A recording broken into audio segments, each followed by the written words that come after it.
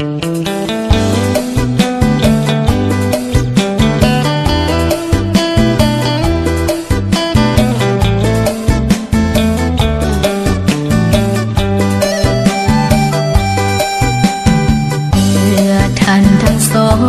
ีความหมายปองของใจเป็นหนึ่ง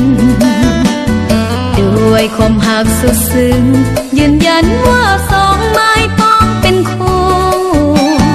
ชี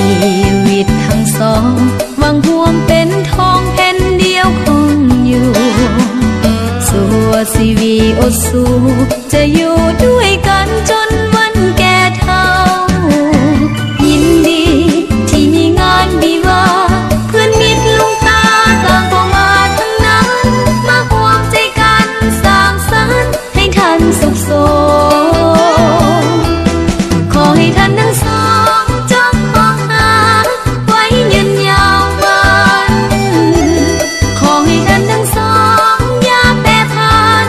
จนวันแก่เฒ่าลงไป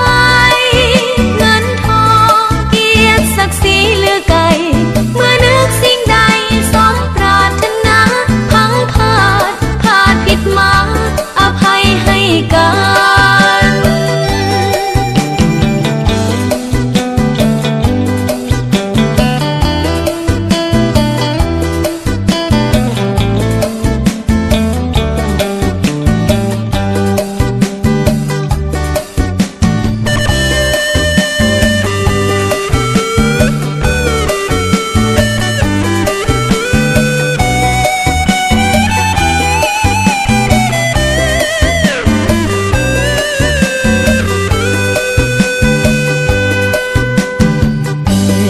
ท่านทั้งสองมีความหมายปองของใจเป็นหนึ่ง